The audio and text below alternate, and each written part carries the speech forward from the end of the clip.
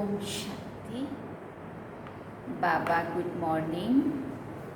आज बाबा के 23 जून 2021 के महावाक्य हैं। बाबा ने सार में कहा, मीठे बच्चे याद से आत्मा का कीचड़ा निकालते जाओ। आत्मा जब बिल्कुल पावन बने तब घर चल सके। बाबा ने प्रश्न पूछा, इस अंतिम जन्म में बाप के किस डायरेक्शन को पालन करने में ही बच्चों का कल्याण है। इस अंतिम जन्म में बाप के किस डायरेक्शन को पालन करने में ही बच्चों का कल्याण है। तो बाबा ने उत्तर में कहा, बाबा कहते, मीठे बच्चे इस अंतिम जन्म में बाप से पूरा वर्षा ले लो। बुद्धि को बाहर में भटकाओ मत। विष को छोड़ अमृत पियो। इस अंतिम जन्म में ही तुम्हें 63 जन्मों की आदत मिटानी है। इसलिए रात दिन मेहनत कर देही अभिमानी बनो। ओम शांति। आज मुरली में गीत नहीं है। बाबा ने कहा, शांति धाम विश्रामपुरी है। अब शांति धाम को कहा विश्रामपुरी है। कैसे? क्योंकि यहाँ तो हम देह रूपी वस्त्र धारण करके कर्म करते हैं, तो कर्म करते करते आत्मा थकती है ना, और थक जाती है। तो फिर बाबा कहते, बस ऊपर जाके अब तुम आराम करो। देह यहाँ पे छोड़ दिया, आत्मा जाके ऊपर आराम में टिक जाती है। बस कुछ करना नहीं होता है। कर्म क्षेत्र पे कर्म करती तो आत्मा थकती है, और विश्रामपुरी में परम धाम में जाके फिर देह से न्यारी हो जाती है, तो आराम, शांति। बाबा कहते, शांति धाम है विश्रामपुरी। इस दुनिया में सब थके हुए हैं, चाहते हैं कि हम अपने सुख धाम में जाएं। ये दुनिया अच्छी नहीं लगती है। स्वर्ग को देखते हैं तो नरक से दिल कैसे लगे। कहते हैं, बाबा जल्दी करो, इस दुख धाम से ले चलो। बाप समझाते, ये तो छी दुनिया है। इनका नाम ही है डेविल वर्ड, नर्क। ये कोई अच्छा अक्षर है क्या? कहाँ डीटी वर्ड और कहाँ डेविल वर्ड। इस डेविल वर्ड में सब तंग हो गए, परंतु वापिस कोई जा नहीं सकते। तमो प्रधानता की खाद पड़ी हुई है। वो खाद आत्मा से निकले, उसके लिए पुरुषार्थ कर रहे हैं। जो अच्छे पुरुषार्थी हैं उनकी अवस्था पिछाड़ी में अच्छी हो जाएगी। ये पुरानी दुनिया खलास हो जाएगी। अब तो बाकी थोड़े रोज हैं। जब तक बाप आकर वापस ना ले जाए तब तक वापस कोई भी जा नहीं सकता। दुनिया में दुख है ना, घर में भी कोई ना कोई दुख रहता है।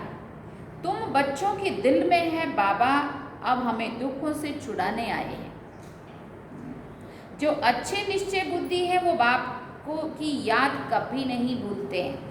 उनको कहा जाता है सर्व का दुख हरता। बच्चे ही पहचानते हैं। अगर सब पहचान ले तो इतने सभी मनुष्य कहाँ आकर बैठेंगे।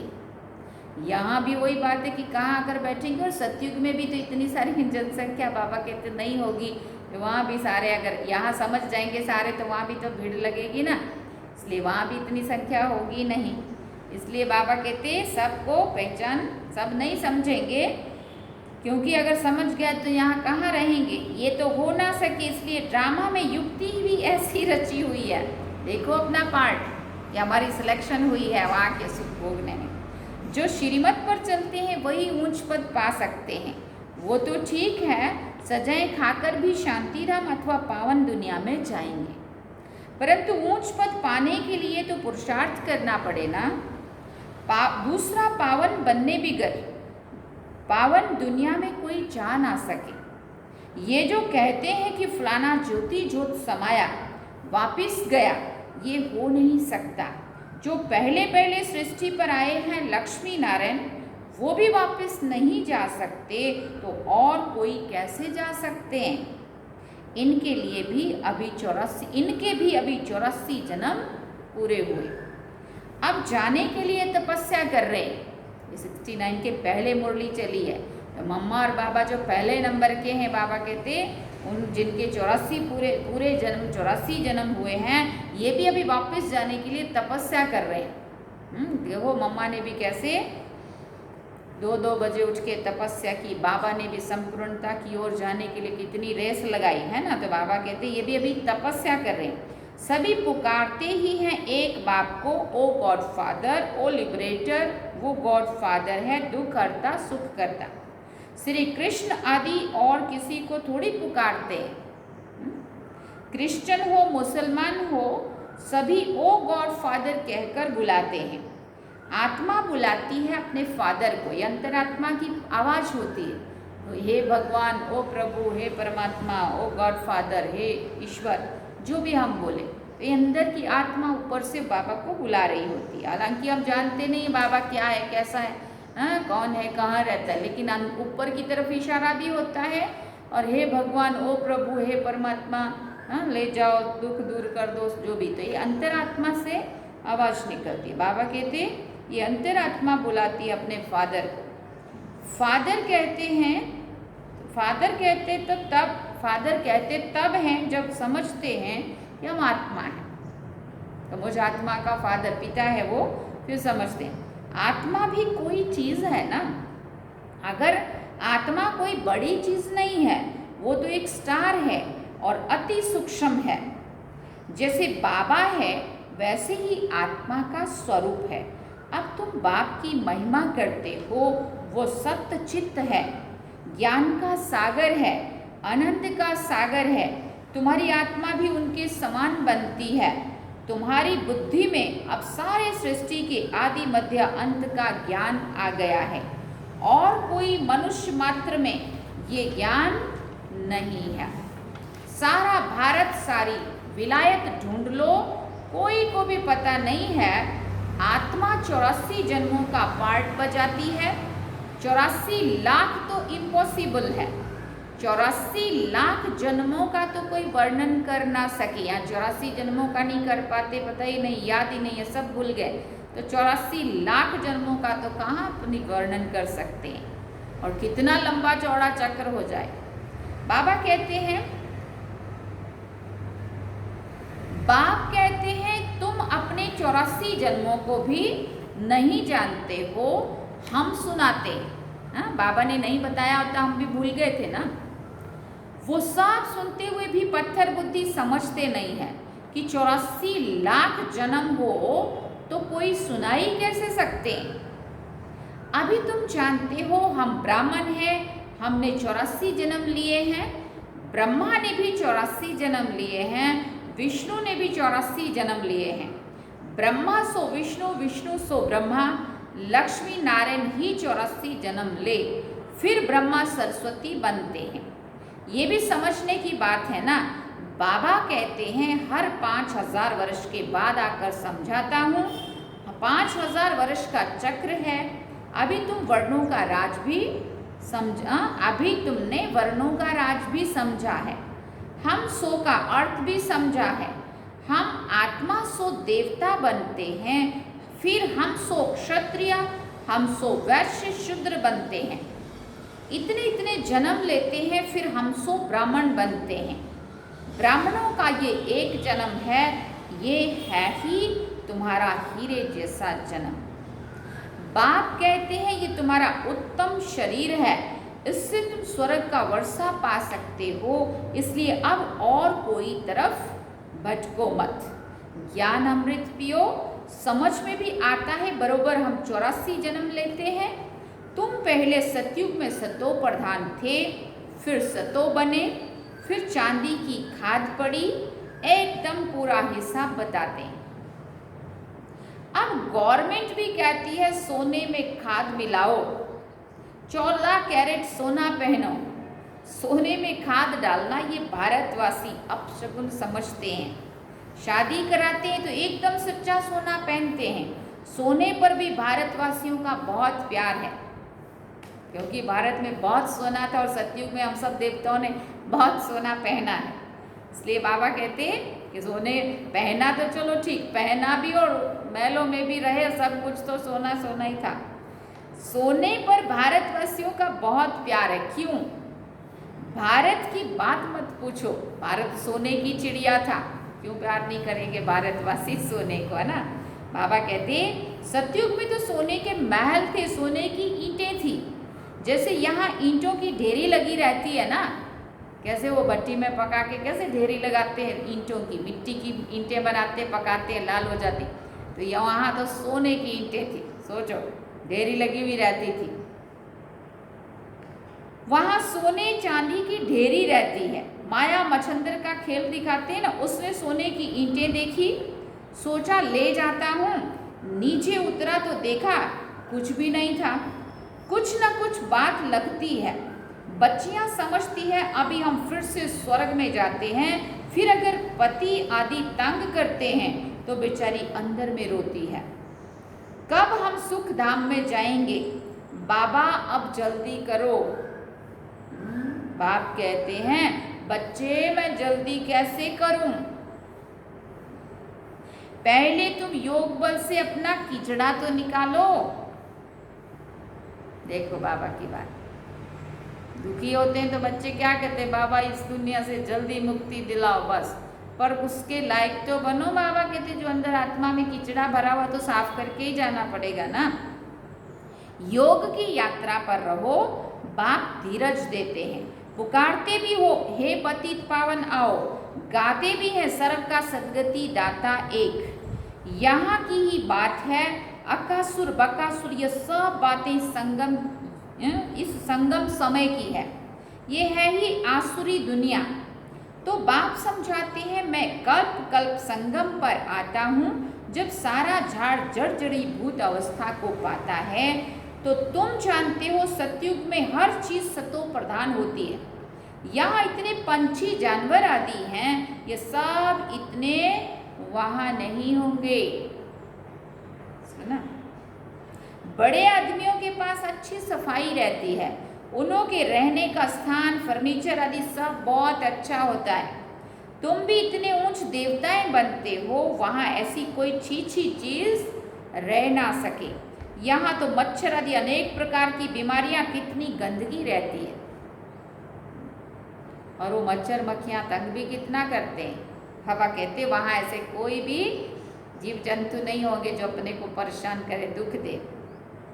ना प्रकृति तकलीफ देगी, ना जीव जंतु जानवर कुछ भी ऐसे दुख देने वाले नहीं होंगे। प्रकृति भी सतो प्रधान और जीव जंतु भी जो अच्छे वाले होंगे ना, सुख देने वाले अच्छे वाले। गांवों में इतना गंद नहीं रहता है, बड़े बड़े शहरों में बहुत गंदगी रहती है, क्योंकि बहुत मनुष्य हो गए हैं, रहने की भी जगह नहीं है। इसलिए देखो कैसे फ्लैट अपार्टमेंट बनाने पड़ते हैं ऊंचे ऊंचे। तुम सारे विश्व के मालिक बनते हो। मनुष्य गाते हैं घट ही में ब्रह्मा, घट ही में विष्णु, घट ही में 9 लाख तारे। ब्रह्मा सो विष्णु बन जाते हैं, विष्णु के साथ सितारे भी हैं। सितारे माना हम मनुष्य आत्माएं जो होवनहार देव आत्माएं हैं। सतयुग में ये देवता बनते हैं तो इतने थोड़ी होते हैं। झाड़ पहले छोटा होता है, फिर वृद्धि को पाता है। सतयुग में तो बहुत थोड़े होंगे, मीठी नदियों के ऊपर रहेंगे। यहाँ नदियों से बहुत कैनाल्स निकलते हैं, वहाँ कैनाल्स आदि थोड़ी होती है। मुट्ठी जितने तो मनुष्य होते हैं। मुट्ठी जितने क्यों कहा, क्योंकि यहाँ कितने सारा बड़ा सा संसार अपना होगा और लोग बहुत थोड़े होंगे आज के हिसाब से। आज जितनी एक शहर की, एक पूरे राज्य की, समझो एक पूरे राज्य की जनसंख्या होगी, इतनी वहाँ एक उसकी जगह होगी, महल के लिए होगी। तो बाबा कहते मुट्ठी जितने तो मनुष्य होते हैं थोड़े से, इतनों के लिए गंगा जमुना तो है ही, उन नदियों के ही आसपास रहते हैं। सुना, बाकी पूरी तरफ चारों तरफ जलमय भी तो होगा ना, भारत वैसे ही छोटा होगा और उसमें भी सारे थोड़ी सी गंगा जमुना के बाबा कहते आसपास ही रहते हैं।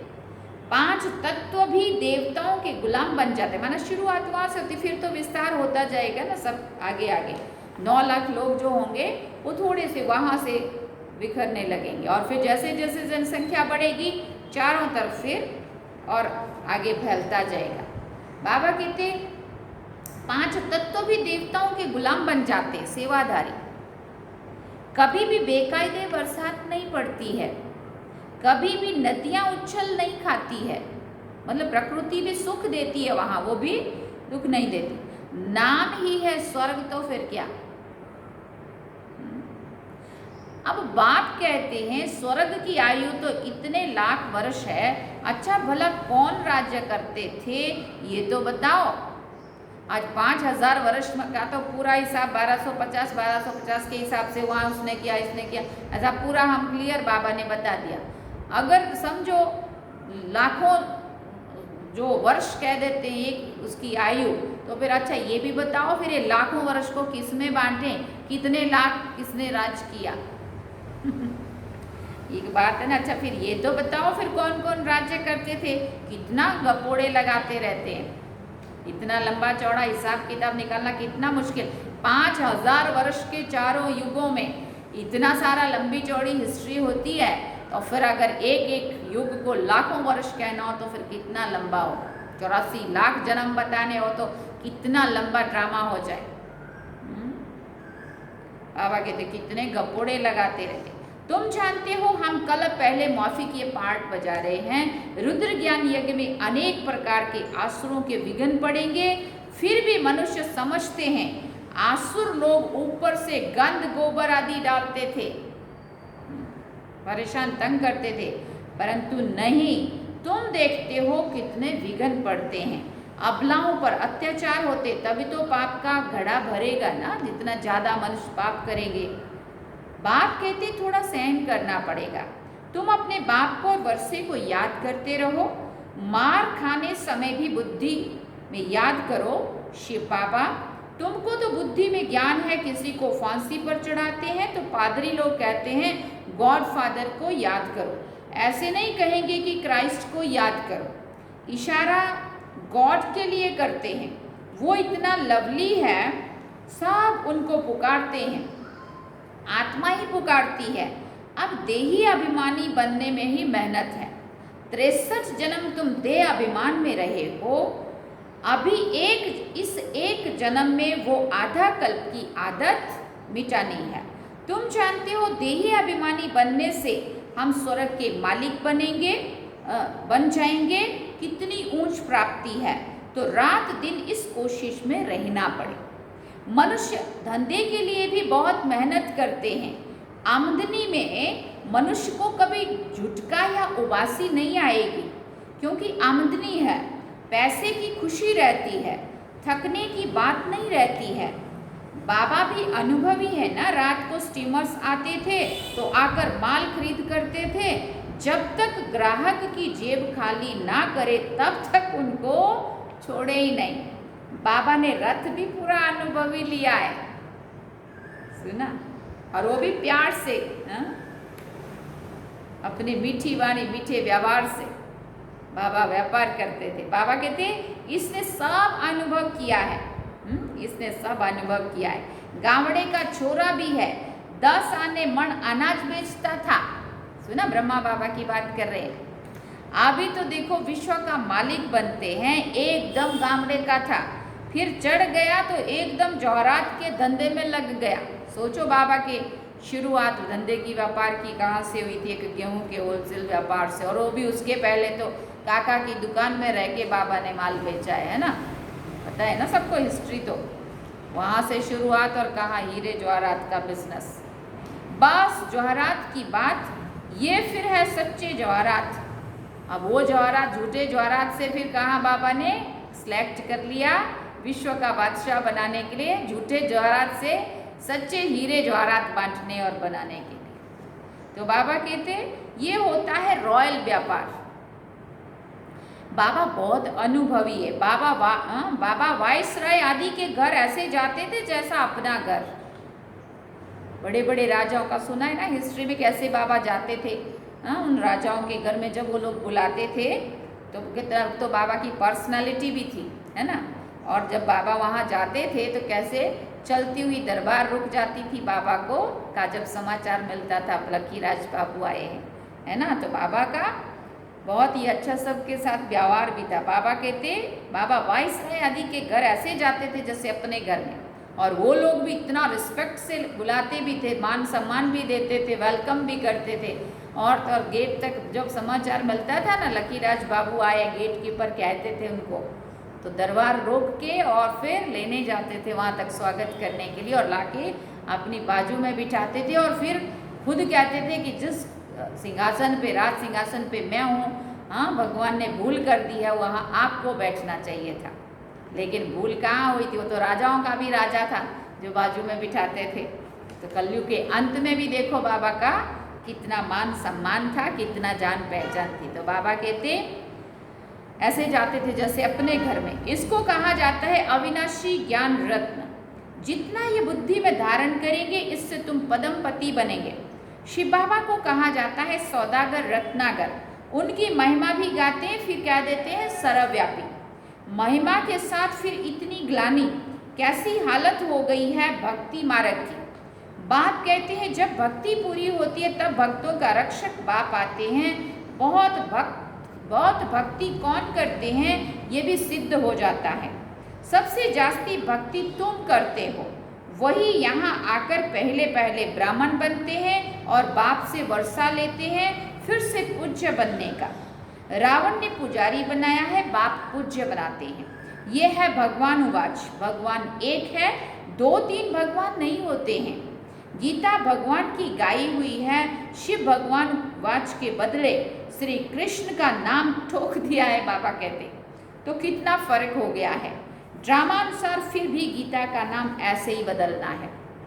फिर बुलाते हैं हे पतित पावन आओ। जब ऐसी हालत हो गई ना, सारा कुछ ऐसे अगड़म बगड़म कर दिया, बाबा कहते फिर कहते हैं हे पतित पावन अब आओ। बाप पावन बनाते हैं, रावण पतित बनाते हैं। तो समझने की कितनी बुद्धि चाहिए। श्रीमत श्रेष्ठ ते श्रेष्ठ मत है ही एक बाप की। ये लक्ष्मी नारायण स्वर्ग के मालिक बाप की मत से ही बने हैं। कैसे बन गए इतने ऊंचे, इतने महान? तो बाबा ने कहा ये भी बाप की मत से ही बने हैं। अच्छा, मीठे मीठे सिकिल दे बच्चों प्रति माता पिता बाप दादा का याद प्यार और गुड मॉर्निंग। रूहानी बाप की रूहानी बच्चों को नमस्ते। हम रूहानी बच्चों की रूहानी माता पिता बाप दादा को दिल व जान सीख व प्रेम से याद प्यार, गुड मॉर्निंग, नमस्ते, थैंक्स बाबा जी। अब धारणा के लिए मुख्य सार है। पहला पॉइंट, इस एक जन्म में 63 जन्मों के पुराने देह अभिमान की आदत मिटाने की मेहनत करनी है। देही अभिमानी बन स्वर्ग का मालिक बनना है। दूसरी बात बाबा ने कही, इस हीरे तुल्य उत्तम जन्म में इस बुद्धि को भटकाना नहीं है, सतो प्रधान बनना है। अत्याचारों को सहन कर बाप से पूरा वर्षा लेना है। वरदान में बाबा ने कहा सोचना, बोलना और करना तीनों को समान बनाने वाले सर्वोत्तम पुरुषार्थी भव। सोचना, बोलना और करना तीनों को समान बनाने वाले सर्वोत्तम पुरुषार्थी भव। बाबा ने कहा सभी शिक्षाओं का सार है कि कोई भी कर्म से, देखने, उठने, बैठने, चलने, सोने से फरिश्तापन दिखाई दे, हर कर्म में अलौकिकता हो, कोई भी लौकिकता कर्म व संस्कारों में ना हो। सोचना, करना, बोलना सब समान हो। ऐसे नहीं कि सोचते तो थे कि ये ना करें लेकिन कर लिया। जब तीनों ही एक समान और बाप समान हो तब कहेंगे श्रेष्ठ व सर्वोत्तम पुरुषार्थी। स्लोगन में बाबा ने कहा जिम्मेवारी उठाना अर्थात एक्स्ट्रा दुआओं का अधिकारी बनना। कोई भी जिम्मेवारी जब हम उठाते हैं तो जब अच्छे से उस जिम्मेवारी को निभाते हैं तो सबके दिल से क्या निकलती है? दुआ निकलती है। तो बाबा कहते हैं जिम्मेवारी उठाना भी माना क्या होता है? दूसरे को निश्चिंत, बड़ों को निश्चिंत कर देना। चिंता नहीं करो, मैं सब ठीक अच्छे से कर लूँगा या कर लूँगी, है ना। तो बाबा कहते हैं जब जिम्मेवारी कोई उठाता है तो ये भी एक्स्ट्रा दुआओं का अधिकारी बन जाता है। तो बाबा ने कहा जिम्मेवारी उठाना अर्थात एक्स्ट्रा दुआओं का अधिकारी बनना। अच्छा, ओम शांति। ये थे बाबा के आज के महावाक्य। और बाबा ने सार में कहा, मीठे बच्चे, याद से आत्मा का किचड़ा निकालते जाओ। आत्मा जब बिल्कुल पावन बने तब घर चल सके। ओम शांति। आज 23 जून है, कल आने वाले कल मम्मा का दिन 24 जून आ रहा है। तो हम सभी कल मम्मा को याद भी करेंगे, मन में भी रहेंगे। और वैसे तो पूरा मास ही पुरुषार्थ चलता है, लेकिन कल का स्पेशल दिन मम्मा के लिए है। और मम्मा ने क्या क्या ऐसे कर्म किए, मम्मा ने बाबा को पूरा फॉलो किया। तो हम भी मम्मा को देखते हुए, मम्मा को के पुरुषार्थ को देखते हुए अपने आप को मम्मा और बाबा के समान बनाने का पुरुषार्थ करने की पूरी प्रेरणाएं लेंगे। अच्छा, ओम शांति।